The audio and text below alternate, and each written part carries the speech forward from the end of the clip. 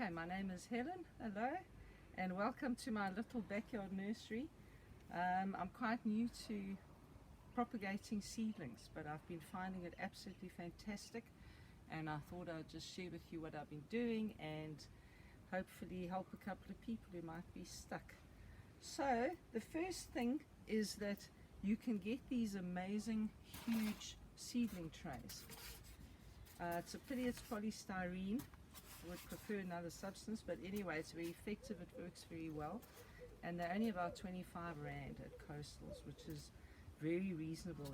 You can grow 200 seedlings in this seed tray. So when everything's going very well, at one point I'd had 1,000 seedlings growing in all of these trays.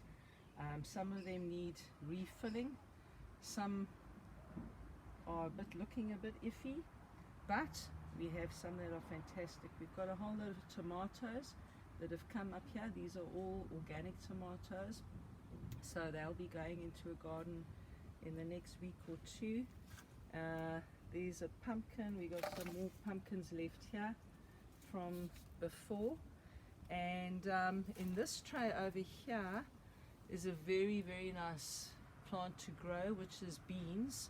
I've been growing, these are kidney beans, and I've also grown the speckled beans in the past. These are the sugar beans that people usually use for curries. They're very good for cooking and that.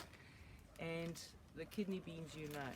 So the beans are fantastic. They grow very quickly. They grow very easily in these trays. And beans are fantastic to plant because they're very good nitrogen fixers. So they're wonderful to plant in amongst other plants because they help to restore the nitrogen levels in the soil.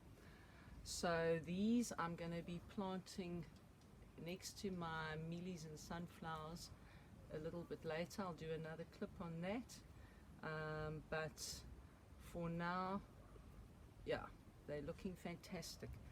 Over here we've got some little coral trees growing also from seed.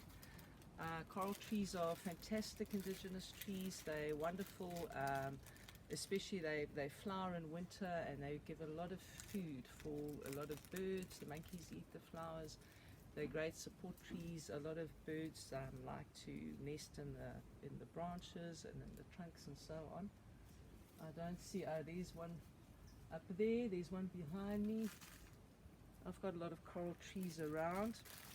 This is what the flowers look like, and they really are fantastic. Sorry, these are a bit mangled, they're not looking great, but they are all in flower at the moment. The seeds are known as lucky beans. Lots of people see them as lucky. So those are the seeds, and it's literally as easy. I literally put 9 into each of these, and this is just a potting mix. And look at the success rate. We've got 5 here already, and there we've got 4. These are a bit slow, but overall they grow fantastically, and this is probably 3 or 4 weeks of growth. We could probably put these in the ground in springtime, and by the end of next year we'd have quite a nice young tree. They grow fantastically. So those are really good trees if you need to get a tree into your space. They grow very easily. As I say, they're indigenous, they're very robust, and once they get going, they're very quick. They're not any good for burning. They don't make good firewood, so that's actually quite another good reason to have them, because people don't chop them down, you know, for firewood. So it's a bit of an insurance system built in. Yeah, for the seedlings, just one little thing: if you haven't propagated seedlings before, always use a potting mix. You can put your seeds directly into the potting mix. You'll see it's not really like soil, it's quite a loose barky kind of thing. There are different types, but the manufacturers say, or the distributors say, not to plant the seeds directly into compost. So don't put them straight into compost.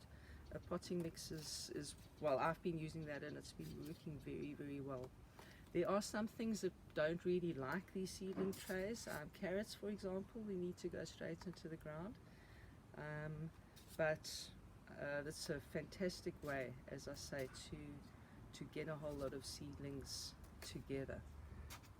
And I've got them set up in this configuration because my tap is close by and it's very easy to quickly water them. So it also becomes a very quick and easy exercise. I don't need hours and hours every day to look after the seedlings. I'll try not to spray dry.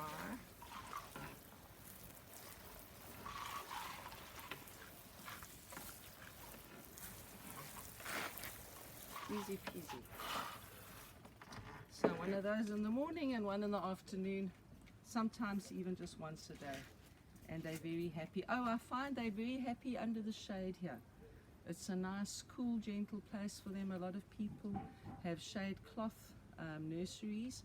There's nothing wrong. It's a good idea. But without spending that money, we've got actually a very nice, cool, protected space, and our seedlings have generally been doing very well. Just not, they mustn't go on the ground because the hardy-dars eat.